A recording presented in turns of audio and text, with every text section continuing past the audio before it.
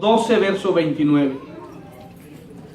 San Mateo capítulo 12, verso 29. Y cuando lo encuentre me regala un amén. Pero de esos amenes que los demonios, usted sabe, tiemblan. Considero que eso es un ensayo.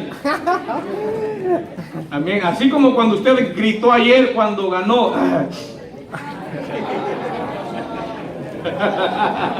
Aleluya. ¿Quién vive? Amén, amén, amén. Que Dios es bueno. Lo bueno es que usted y yo estamos en victoria, ¿no es cierto? Aleluya, gracias Señor. Mateo capítulo 12, verso 29, leemos la palabra del Señor, honrando al Padre, al Hijo y al Espíritu Santo. Porque ¿cómo puede alguno entrar en la casa del hombre fuerte y saquear sus bienes si primero no lo ata? Y entonces podrá saquear su casa. Amén. La palabra de Dios es bendita por los siglos de los siglos. Puede tomar asiento. Su iglesia. El domingo pasado empecé a hablar sobre la victoria de Cristo y su iglesia. Y hablé dos cosas importantes que llevaron a Cristo a obtener la victoria sobre sus enemigos. Son cosas importantes para la vida del creyente, saber que estamos en una lucha constante, que hay dos reinos en disputa y que nosotros, como parte del reino de los cielos, el reino de las tinieblas hace acechanzas, nos hace guerra constantemente. Y nosotros tenemos que saber qué tipo de batalla estamos peleando y a qué tipo de enemigos nos estamos enfrentando. También necesitamos saber con qué armas nosotros contamos, en qué radica la fuerza, el poder, la autoridad que nosotros tenemos para poder vencer y enfrentar a los enemigos. El domingo pasado estuvimos hablando de que Jesús sabía que como hombre por sí mismo Él no podía enfrentar a nadie. Que humanamente hablando en nosotros no hay fuerza humana que pueda resistir el poder del enemigo si estamos nosotros solos. Por nosotros solos somos incapaces de todo, no podemos absolutamente nada. Y es importante que nosotros podamos entender esto, que nosotros separados de Dios, dice la Biblia, que no podemos hacer absolutamente nada, que la fuerza, la capacidad, la autoridad que radica en nosotros consiste en estar tomados de Dios, en estar agarrados de Dios. Cuando nosotros estamos tomados de Dios, estamos agarrados de Dios, no hay demonio, no hay infierno, no hay Satanás, no hay enemigo, no hay gigante que pueda en contra del Dios Todopoderoso que está de nuestro lado. Pero eso es cuando estamos tomados de la mano de Dios. Por nosotros mismos no podemos hacer absolutamente nada. Jesucristo sabía muy bien esto. Por eso Jesucristo en todo, Él buscó a Dios, se tomó de Dios, se agarró de Dios para cada decisión, cada mañana, cada día que Él vivía, lo vivió al máximo, pero tomado de la mano de nuestro Dios. Nosotros de igual manera tenemos que entender estas grandes verdades, que por nosotros mismos no podemos nada, que nuestra debilidad consiste en estar separados de Dios, pero que nuestra fuerza está tomados de nuestro Dios. Cuando estamos tomados de nuestro Dios, la Biblia dice, Dios le dijo a Jeremías, en Jeremías 1:19, y pelearán contra ti, pero no te vencerán, porque yo estoy contigo, dice Jehová, para defenderte. Cuando tú te enfrentas, no importa cuál sea el enemigo, no importa cuál sea el gigante, pero cuando tú te enfrentas tomado de Dios, no hay enemigo que pueda vencerte, porque Dios es más grande que cualquier enemigo, que humanamente, que cualquier Satanás, que cualquier demonio, que cualquier adversidad, que cualquier gigante. Y cuando tú te los enfrentas tomados de Dios, Dios te dice, aunque peleen contra ti, aunque el diablo se levante en tu contra, pero no te podrá vencer, porque yo estoy contigo, dice Jehová, para defenderte, para librarte. Ahora, El problema es que nosotros los queramos enfrentar nosotros mismos, por nuestra propia capacidad, por nuestra propia habilidad, en nuestras propias fuerzas. No podemos nosotros absolutamente nada, solo estando tomados de Dios. Y Jesús, vuelvo a repetir, Jesús sabía muy perfectamente bien esta gran verdad, que humanamente Él no podía por sí mismo. No podía. Hoy vamos a ver dos datos importantes más en esta hora. Hoy vamos a aprender, iglesia, a qué clase de enemigo nosotros nos estamos enfrentando. Hoy vamos a aprender, nosotros necesitamos conocer cuáles son las áreas débiles de nuestros enemigos, por dónde nosotros podemos atacar. Y vamos a aprender también cuáles son las armas que Satanás, que nuestros enemigos utilizan. El versículo que hemos leído dice, porque ¿cómo puede alguno entrar en la casa del hombre fuerte y saquear sus bienes si primero no le ata? Aquí vemos que Satanás es considerado un hombre fuerte. Satanás aquí es considerado, es muy importante que nosotros podamos entender que él se considera a sí mismo un hombre fuerte. Pero yo quiero decirles que hay otro más fuerte que él. Yo quiero decirles que aunque él es fuerte, pero hay otro más fuerte que él, y es nuestro Señor Jesucristo. Amén. Aleluya, denle fuertes las palmas al Rey de Reyes y Señor de Señores. Jesucristo sabía muy bien.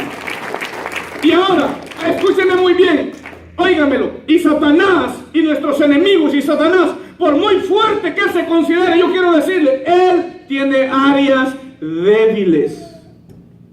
Y Jesús conocía cuáles eran las áreas débiles. Es muy importante que nosotros como hijos de Dios sepamos que Satanás es considerado fuerte, pero él no es tan fuerte como él presume. Satanás es como el gallito cuando está en su gallinero, que él canta, que él cacaraquea, porque se considera el rey de las gallinas ahí. Pero yo quiero decirle que Satanás no es tan gallito como él piensa que lo es. Porque Satanás tiene áreas tan frágiles y es tan débil que nosotros lo vamos a descubrir. Mas sin embargo, el Rey nuestro, el Dios nuestro, no tiene debilidades alguna. Él es el Rey de Reyes, Él es el Señor de Señores, Él es el Dios Todopoderoso. Y para Él no hay absolutamente nada imposible. Jesucristo venció a Satanás. La Biblia dice que Jesucristo le encontró las áreas débiles. Y no solamente lo venció, no solamente lo derrotó, sino que al vencerlo, dice la Biblia, que lo hizo públicamente. Lo humilló públicamente, lo exhibió triunfando sobre él en la cruz, dice Colosenses 2:15. Por eso que cuando Juan está recibiendo la revelación, el Apocalipsis, y cuando ve que hay un libro sellado con 7 sellos, que nadie lo podía abrir ese libro, y al mirar él que el libro estaba ahí, pero que nadie lo podía abrir, que nadie lo podía mirar ni aún, nadie lo podía tocar aún, él empieza a llorar. Pero Apocalipsis capítulo 5, verso 5 dice, y uno de los ancianos me dijo, no llores, he aquí el león de la tribu de Judá, la raíz de David, ha vencido para abrir el libro y desatar sus sellos. Yo quiero decirle que Cristo ya venció. Amén. Y así como Cristo pudo vencer, nosotros también, con la ayuda de Él, podremos vencer. Con la ayuda de Él, nosotros también podemos vencer. Pero ahora es muy importante que nosotros podamos entender esto. ¿Cómo pudo Jesús vencer a sus enemigos? Decía el domingo pasado, número 1, Jesús pudo vencer al enemigo sabiendo que humanamente por sí mismo él no podía. Número 2, Jesús pudo vencer al enemigo consciente de que él necesitaba de la ayuda de Dios. Y número 3, Jesús conocía cuáles eran las áreas débiles de sus enemigos.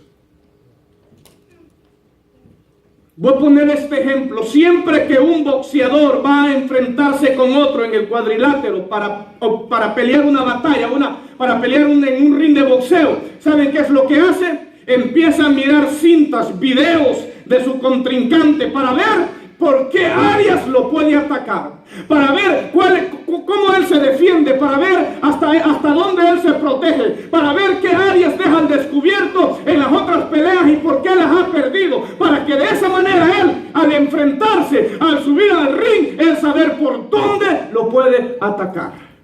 Nosotros de igual manera, Dios nos ha dejado en su palabra, nos lo ha revelado a través de su palabra, por donde nosotros podemos atacar al enemigo y qué tan frágil es él. Lo que sucede es que muchas veces nosotros consideramos tan invencible al enemigo porque muchas veces no nos damos cuenta, no hemos descubierto lo que Dios nos dice en su santa palabra.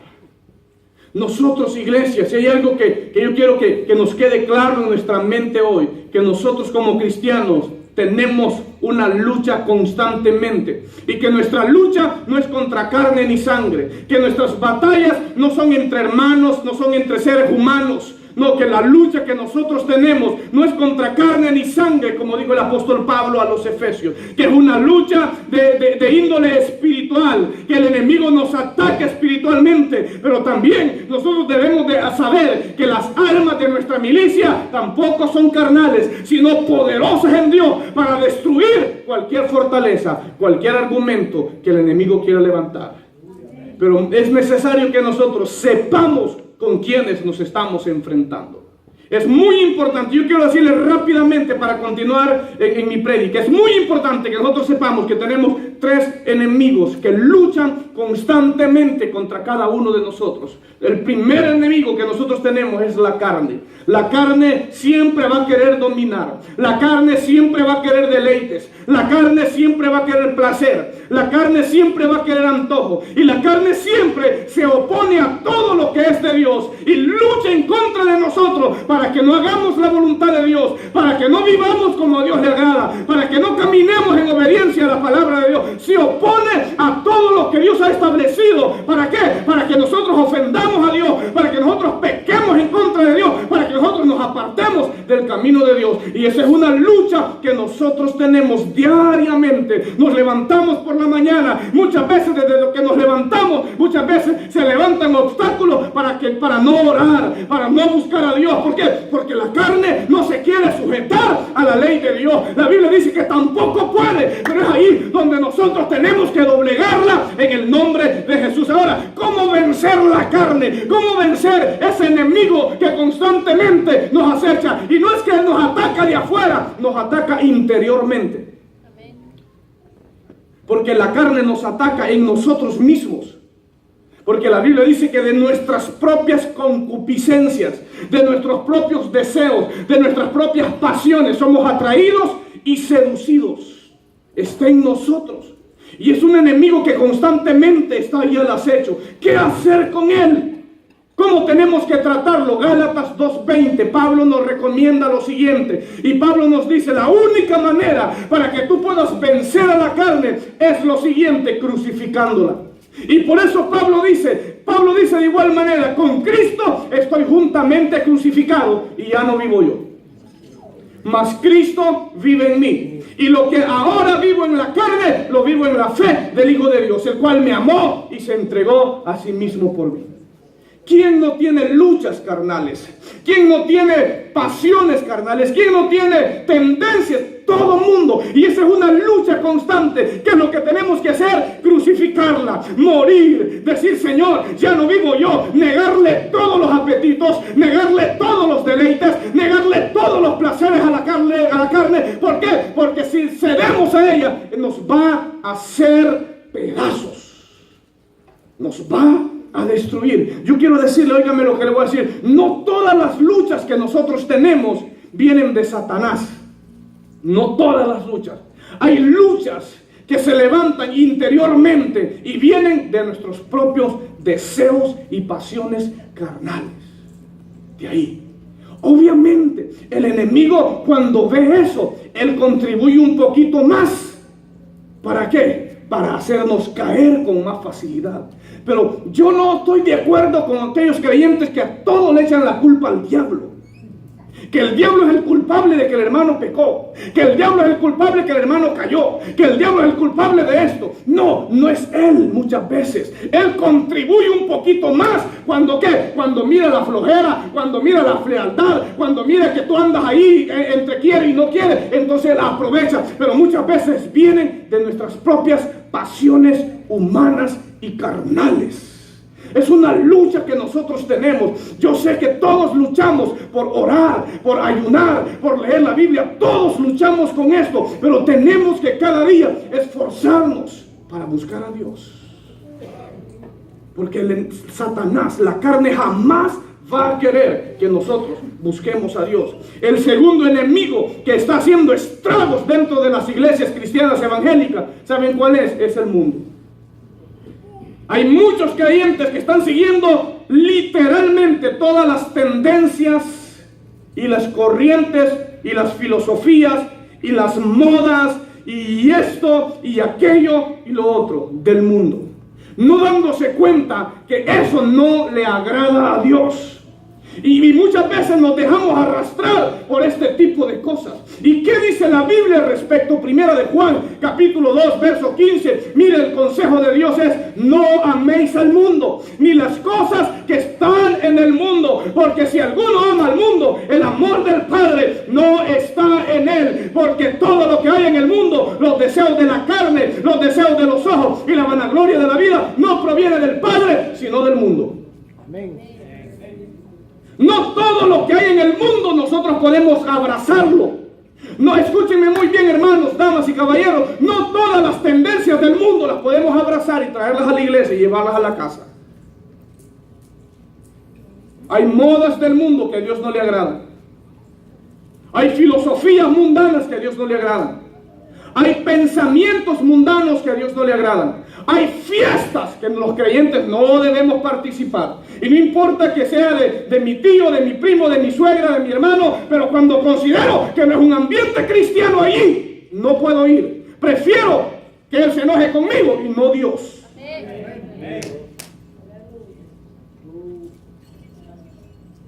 ¿Por qué? Porque tenemos que hacer esa diferencia. Hay cosas que el creyente, por mucho más que la gente se ofenda y diga: no, pero es que ahora que tú te has vuelto, aleluya, te has vuelto un antipático, un antisocial, un santurrón, etc. No importa lo que te diga, pero lo importante es agradar a Dios. Amén. Hay cosas que no tenemos que participar. ¿Por qué? Porque por allí el diablo entra sutilmente. Pero hoy en día el cristianismo de hoy está abrazando todas las corrientes, está abrazando todas las celebraciones. No importa, con tal que sea un fin de semana largo y para celebrar, yo allí voy, ahí estoy. No importa, con tal que hayan fajitas y tacos y pupusas, no importa, pero yo ahí estoy. ¿Están aquí? Amén. Entonces nosotros tenemos que filtrar todo este tipo de cosas, si es que a Dios le agradan, si es que a Dios no le agrada, porque la Biblia aquí dice perfectamente: no améis al mundo, ni las cosas que están en el mundo. Porque si alguno ama el mundo, el amor del Padre no está en él. Porque todo lo que hay en el mundo, los deseos de la carne, los deseos de los ojos y la vanagloria de la vida, no viene del Padre, sino del mundo. Y luego dice: y el mundo pasa, y sus deseos. Jóvenes, en los placeres del mundo pasan. Los deseos del mundo son pasajeros. Todo eso es pasajero. Pero el que hace la voluntad de Dios permanece para siempre. Y es una lucha que nosotros tenemos. Es una lucha que tenemos acerca de ello. Por eso Gálatas 4:4 dice: oh almas adúlteras, ¿no sabéis que la amistad del mundo es enemistad contra Dios? Cualquiera pues que quiera ser amigo del mundo se constituye enemigo de Dios. Hay creyentes que prefieren mejor quedar bien con el mundo, con sus amigos, en sus reuniones, que con Dios. ¿Y qué dice la Biblia, pastor, al respecto? La Biblia dice lo siguiente al respecto: ¿de qué te sirve que ganes todo el mundo y pierdes tu alma? La Biblia dice que todo aquel que se hace amigo del mundo se constituye en enemigo de Dios. Entonces, pastor, ¿qué quiere decir? ¿Que yo no puedo tener amigos que no sean cristianos? No, la Biblia no está hablando desde ese punto de vista. La Biblia lo que condena y lo que prohíbe es toda práctica mundana que a Dios no le agrada. La Biblia en ningún momento te dice que te excluyes y que te aísles por completo de las personas que no son cristianas. No, en ningún momento la Biblia da esa enseñanza. La Biblia lo que dice es que te hagas un lado de sus costumbres, de sus corrientes, de sus tradiciones, de todo aquello que a Dios no le agrada.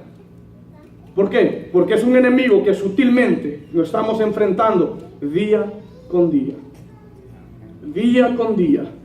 Y es una batalla que tenemos todos.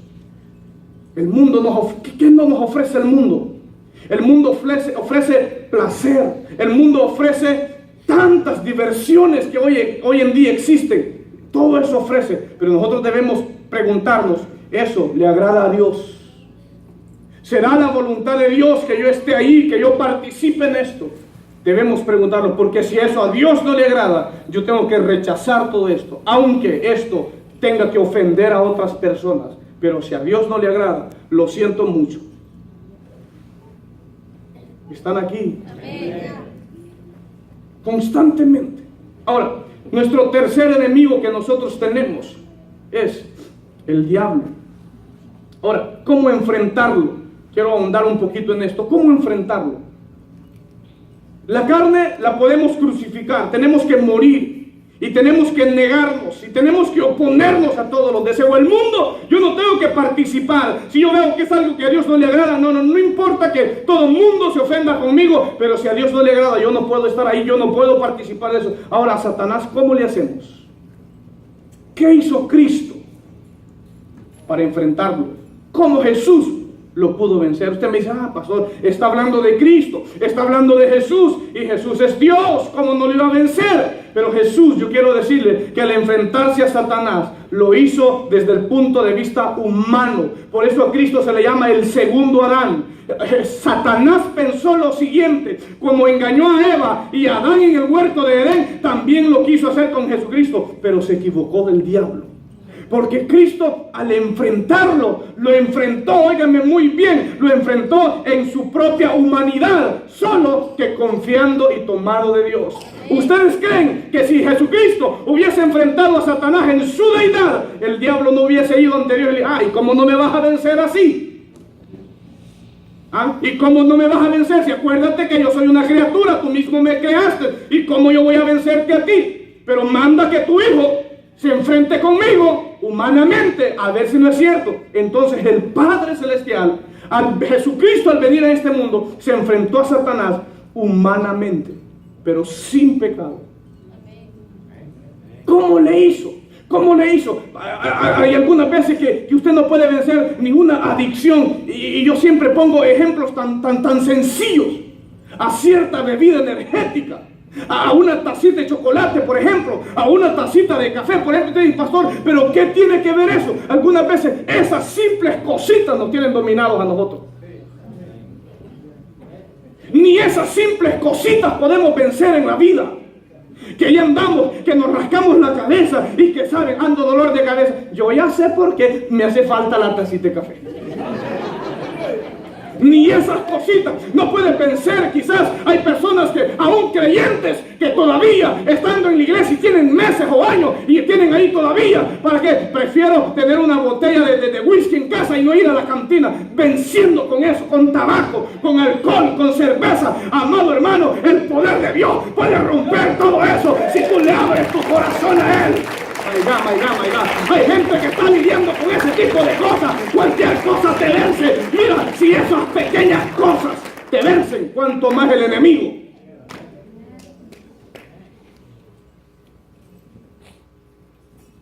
Cuanto más el enemigo no te va a hacer pedazos. Si cosas así tan pequeñitas. Si esas cositas te vencen y que tú no puedes andar ahí en paz hasta, es que mi cuerpo me lo pide. El cuerpo te pide oración, busca a Dios. Vas a ver si la oración no va a romper todo eso. Por eso Jesucristo dijo, hay géneros que no salen sino con ayuno y oración. Busca a Dios en oración y verás si no vas a romper todo ese tipo de cosas. Y lo que estoy diciendo no es que sean, el café es pecado, no, el chocolate es pecado, no, en ninguna manera. El Red Bull, caramba con ustedes. No es, escúchame, el Red Bull no es pecado, pero te perjudica tu misma salud si no lo sabías. Nada de eso lo que estoy diciendo. Ahora, lo que sí es pecado es la cerveza, el tabaco, ahí sí. Porque eso te destruye emocionalmente, mentalmente, todo eso. Ahorita, justamente hace una semana, de donde yo soy, murió una persona justamente de cáncer. ¿Por qué? Porque durante yo tengo memoria, siempre fumó cigarro. Lo llevaron al médico y el médico le prohibió que no siguiera fumando y no pudo vencerlo. Eso lo llevó al sepulcro. Y no solo al sepulcro, platicaba con el pastor un día de esto allá y me dice, fuimos, platicamos con él, lo evangelizamos y él no quiso abrir su corazón a Cristo. Lo más terrible todavía. Simplemente empezó con un cigarrito, y no les voy a exagerar, 2 cajillas de cigarritos no le aguantaban al día, y no es exageración. Así se empieza con uno. Y después eso te controla, te domina. Y si eso, hermano, no, y si cosas así no puedes vencer tú, caramba.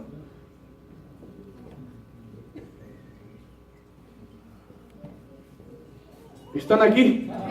Ahora, ¿cómo enfrentar entonces al enemigo? ¿Y cuáles son las áreas débiles por las cuales nosotros podemos enfrentar a Satanás? Número 1, anota esto, grábatelo en tu mente, en tu memoria, para que esto tú puedas, cuando veas ataques del enemigo que se levantan en tu contra, porque yo quiero decirte que van a venir. Si tú no estás siendo atacado por el enemigo, es que estás de su parte. Lo vuelvo a repetir, el creyente que no está siendo atacado por el enemigo es que está de su lado.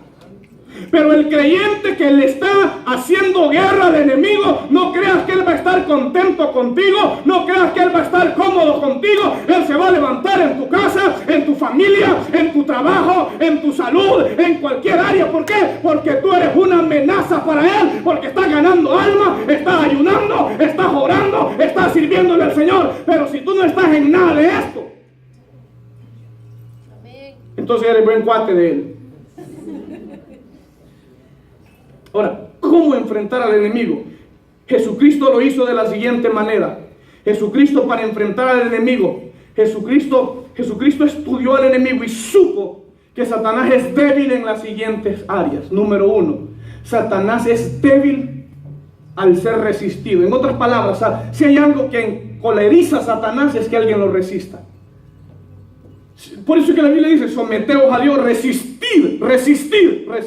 Pastor, estoy teniendo problemas en mi familia y no hay lo que hacer, en mi mujer, con mis hijos, en el trabajo, en el colegio, ya no soporto y ya no hay lo que hacer. Justamente, ¿qué es lo que tienes que hacer? Resiste, somete, Señor, yo me someto, yo quisiera obrar y saber quién soy yo, y quizás agarrar del pelo a esta persona y barrer todos los pasillos de la escuela con él, o quizás yo quisiera mostrarle en el trabajo quién soy yo, quién puede más, pero Señor, no, me someto a ti, y yo sé que el diablo no va a poder, y yo lo resisto en el nombre de Jesús. Y cuando aquella persona viene a tu vida para hacerte la vida imposible, tú solamente resistes, ignora, resiste, y va a venir un momento que esta persona va a tener que se hizo, no sé. Pero muchas veces que nosotros respondemos humanamente. Si alguien nos dice una cosa, nosotros le decimos 5. Si alguien nos dice, no, que tú eres esto y que aquello, y nosotros le decimos, ya le sacamos todo el historial y le decimos por completo lo que es. Ese es el problema. Y cuando obramos de esa manera, Dios dice, ok, si tú estás obrando en esa manera, no cuentes conmigo. Pero si tú me dices, te sometes a mí y resistes al diablo, van a venir dardos a tu mente. No, el enemigo te va a decir, ¿qué haces yendo ahí a la iglesia? Nadie te quiere, mira, nadie te saluda, nada de eso. Tú solamente lo resistes. Yo voy a la iglesia no porque me quieran, yo voy a la iglesia no porque me saluden, yo voy a la iglesia porque amo a Dios, le temo a Dios y quiero servirle a Él y un día estar con Él. Yo voy a resistir eso. Yo voy a resistir eso. Mira, ¿qué haces ahí? Si todos en la iglesia son unos hipócritas, todos hablan de los demás. ¿Y por qué tú vas ahí? No, a mí no me interesa quién hable o quién no hable de mí. Yo voy a la iglesia porque amo a Dios y un día voy a estar con Él por todo. Y tú resistes ese pensamiento y tú resistes ese dardo. De repente el diablo dice, no hombre, no pude entrarle por ahí. El problema es que nosotros fácilmente, si alguien nos dice, mira, fulana, te quedo volviendo a ver de esta manera, no sabemos resistir nosotros eso. Hermano, No, volviendo a los ejemplos, a veces no sabemos resistir. Miramos qué sé yo, una Coca-Cola que está bien heladita y se nos hace agua en la boca. No sabemos ni resistir ese tipo de cosas. Entonces, cuando el enemigo se levanta en tu contra, ¿qué tú tienes que hacerlo? Resiste. Cuando la Biblia dice que cuando Jesucristo fue llevado por el Espíritu al desierto, el tentador vino a él. Y lo primero que le dijo, mira, si eres hijo de Dios, di que las piedras se conviertan en pan. Jesucristo simplemente lo resistió y le dijo, no me da la gana obedecerte y no lo voy a hacer. Cuando el diablo venga contra ti, dile, no me da la gana, tú no eres, ¿quién eres tú para darme órdenes a mí? No me da la gana. Entonces le dijo Jesucristo, no lo voy a hacer. No solo de pan, lo resistió ¿con qué? Con la palabra, vivirá el hombre. Y luego la Biblia dice que lo llevó a la ciudad de Jerusalén, al pináculo del templo, y dijo, vamos, échate desde ahí, porque escrito está. Mire qué malvado es el diablo, se sabe también la Biblia. A sus ángeles mandará cerca de ti para que tu pie no tropiece. Jesucristo le dijo, escrito está también, no tentarás al Señor tu Dios. Amén. Luego lo llevó a la montaña más alta que quedaba ahí cerca del desierto, y le mostró el mundo, los reinos, toda la gloria, el esplendor. Le dijo, mira, todo esto te doy, porque a mí me fueron dados, y tan solamente te postras y me adoras. Jesucristo le dijo, vete, diablo mentiroso, sinvergüenza, vete, Satanás, porque escrito está, al Señor tu Dios adorarás y solamente a Él servirás. ¿Cuál es el concepto? Dáselo fuerte al Señor. Ahora, ¿cuál es la idea que quiero enseñar aquí con esto? Que la única manera, muchas veces el enemigo simplemente